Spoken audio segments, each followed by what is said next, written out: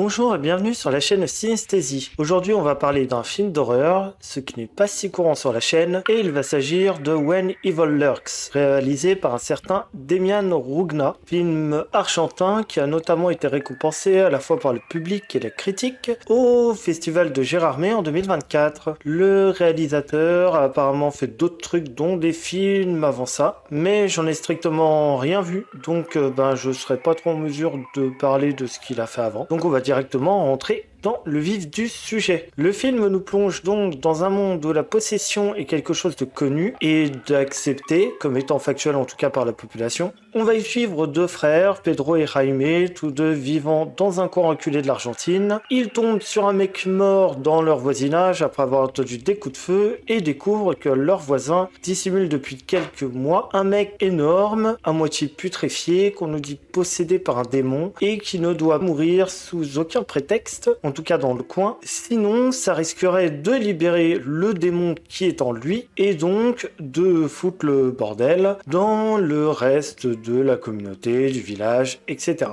Donc déjà, le film, j'ai plutôt bien aimé. C'est bien fichu et ça a pas mal de bonnes idées que je vais pouvoir énumérer lors de cette critique. Donc déjà, la première bonne idée du film, c'est de traiter la possession d'une manière beaucoup plus terre-à-terre qu'habituellement. C'est-à-dire qu'habituellement, la possession, c'est un truc surnaturel, religieux, etc. Là, c'est traité plus comme une forme d'épidémie, en fait, qui pourrait donc se transmettre de personne à personne et qui implique des précautions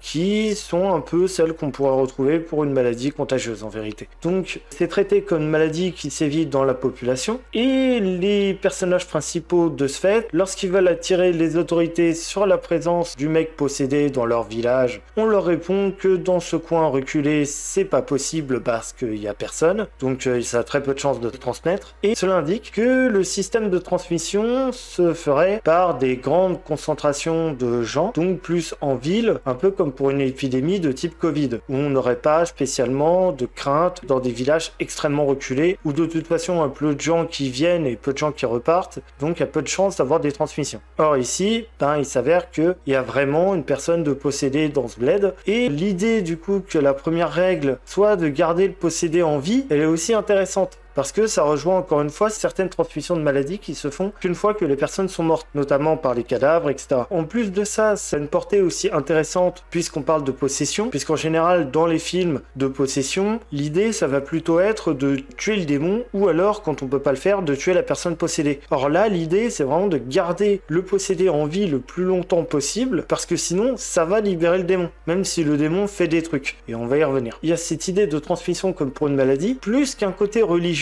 qui est mis en avant habituellement dans ce genre de film et qui, on va pas se mentir, un peu vu et revu. L'autre truc inhabituel, c'est la grosse proportion de body horror dans le film. Il y a pas mal de body horror, de modifications corporelles, etc. C'est un truc qu'on voit plus trop, je trouve, dans le cinéma d'horreur, sauf dans les trucs extrêmement gore, genre The Sadness, qui allait à fond là-dedans, par exemple. Mais ce côté déformation corporelle, il fonctionne ici très bien, puisqu'on parle encore une fois d'infectés et qu'on va pouvoir faire pas mal de choses avec, puisqu'ils sont plus vraiment eux-mêmes. Par exemple, on va se retrouver à un moment donné avec un personnage qui est laissé pour mort et qui va revenir possédé, mais avec la tête toute déformée du coup, parce que c'est pris une voiture dans la tronche, et donc elle a la mâchoire toute éclatée, bref. Et ce personnage arrive encore à se mouvoir étant donné qu'il est plus vraiment lui-même, comme contrôlé par une force extérieure, et donc il est capable de se mouvoir malgré sa grosse difformité corporelle. Ou alors le patient zéro du film, qui lui est une espèce de croisement entre le mec de The Whale et la fille de l'exorciste en fin de film. C'est-à-dire que c'est un mec vraiment énorme et pustulé de partout, et on se demande comment il peut bien être encore en vie. Et on comprend qu'il est encore maintenu en vie en fait par cette espèce d'entité qui bizarrement le maintient en vie, alors que si on tuait le type, l'entité serait libre de sortir. Donc c'est un peu paradoxal. C'est pas forcément bien foutu dans tous ces aspects, mais en tout cas c'est relativement intéressant je trouve, et ça fonctionne plutôt bien en termes d'efficacité dans le film. Tout le travail sur la possession, il se voit aussi à travers un personnage qui s'avère être un autiste sévère, et c'est assez bien traité dans le film, dans le sens où ce personnage qui est vraiment incapable de se débrouiller par lui-même en vérité, tellement il est profond dans son autisme, il va y avoir un truc intéressant qui va être fait, puisque la possession chez lui va prendre beaucoup plus de temps, étant donné que neurologiquement c'est une personne très différente d'une personne normale, le démon, entre guillemets, a beaucoup plus de mal à comprendre son fonctionnement et donc à prendre son contrôle. C'est quelque chose qui est assez bien trouvé, ça me rappelle un peu l'utilisation qui était faite d'un autre handicap, à savoir la surdité, dans Sans un bruit. On utilisait les appareils auditifs comme un peu résolution du problème du film, et je trouvais ça plutôt bien fichu d'utiliser ce truc-là. Quelque chose qui pallie à une surdité, donc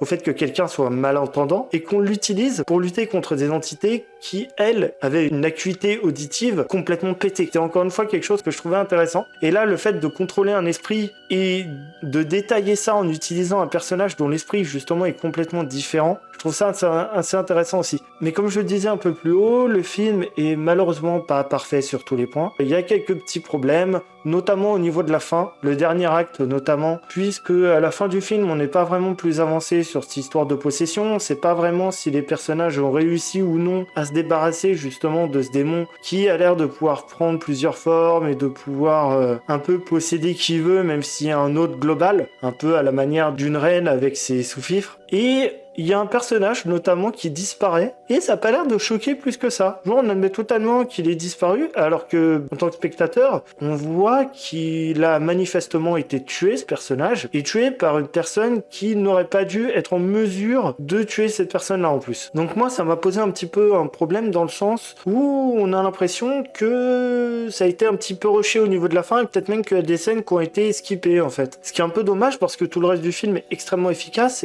et extrêmement bien fichu, c'est intelligemment foutu en fait. L'autre truc, c'est qu'à un moment donné, on va insister à la naissance d'un démon, donc à la mort de son hôte, on va voir autre chose sortir en fait, et qu'on pourrait s'attendre, vu le pouvoir qu'a le démon en question, c'est-à-dire d'une part de se transmettre à autrui, et que autrui soit pris d'une espèce de folie meurtrière ou suicidaire, et ben au final, lorsque le démon il sort, il fait pas grand chose en fait, alors qu'on s'attendrait à avoir un truc surpuissant, un peu à la Stranger Things, on a un démon qui est surpuissant, genre qui lévite, etc., qui fait voler des objets et tout. Et au final, on n'a pas vraiment cette explosion de puissance, juste il sort et il se barre avec ses sous-fifres, entre guillemets, et on voit pas trop ce qu'il fait, quoi. On se dit qu'il est presque plus dangereux lorsqu'il est en quelqu'un, puisque la personne, ça se voit pas tout de suite qu'elle est possédée, etc. Et au final, je trouve que ça casse un peu la signification du film, etc., alors que si typiquement le démon avait poursuivi plus loin et que par exemple, il avait plus vraiment besoin de temps pour pousser l'humanité à s'autodétruire, ou alors que son rayon d'action avait été beaucoup plus large, etc.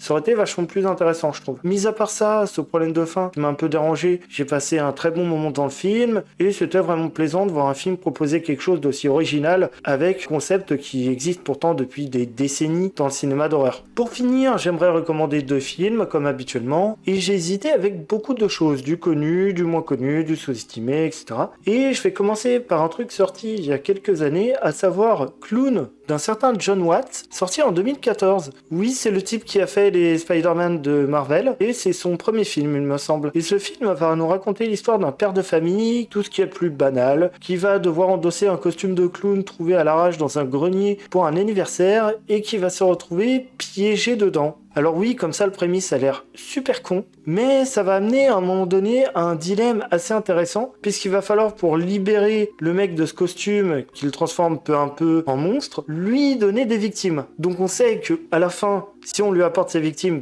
le type redeviendra comme avant et sera libéré, mais ça va amener à tuer des gens. Du coup, on se retrouve un petit peu face à un dilemme du tramway, et c'est assez proche de ce qu'on peut avoir dans When Evil Lurks, dans le traitement de la possession, dans le fait de maintenir quelqu'un en vie tout en sachant qu'il est possédé, etc. Et d'accepter de perdre des êtres chers au final face à quelque chose sur lequel on a a priori aucun pouvoir. Ça n'a pas forcément fait l'unanimité, mais je trouve que le film est plutôt bon quand même, et assez intéressant sur cet aspect-là. Il propose quelque chose d'original vis-à-vis du cinéma d'horreur qu'on a l'habitude de voir. Et mon autre recommandation, elle va être un peu plus éloignée, bien que prenant aussi pour thème la cellule familiale, puisqu'il s'agit de His House, de Remy Weeks, qui est sorti en 2020, sur Netflix il me semble. Dans ce film, on suit un couple soudanais qui est réfugié au Royaume-Uni, et il va s'avérer que la maison qu'il leur est fournie en tant que réfugié est en hanté, ou en tout cas semble hanté par quelque chose. Ça va surtout être un prétexte pour parler d'intégration. On va retrouver ce truc du surnaturel comme métaphore très claire de quelque chose de beaucoup plus terre à terre, puisque là, bien sûr, il va être question de la situation de réfugiés, du choix entre communautarisme et intégration à la population, qui se fait pas sans mal d'un côté comme de l'autre d'ailleurs, surtout avec cette chape de plomb qui entoure la maison, qui est quasiment personnifiée et qui peut aussi bien représenter les problèmes qui vont être extérieur, donc le fait de se retrouver dans un pays qu'on connaît pas forcément à la base, ainsi que les traumatismes qui sont liés au fait d'avoir migré de son pays natal, de tout ce qu'on a rencontré pour arriver jusqu'au point d'arrivée, et c'est un film bien plus intéressant qu'il y paraît sur ce point-là. Voilà, donc je le conseille au visionnage. Voilà, merci à vous qui êtes restés jusqu'au bout de la vidéo, je vous invite à partager celle-ci autour de vous afin de faire grandir la chaîne, ainsi qu'à me rejoindre sur les réseaux sociaux et à vous abonner pour être mis au courant des prochaines vidéos. À une prochaine fois, salut!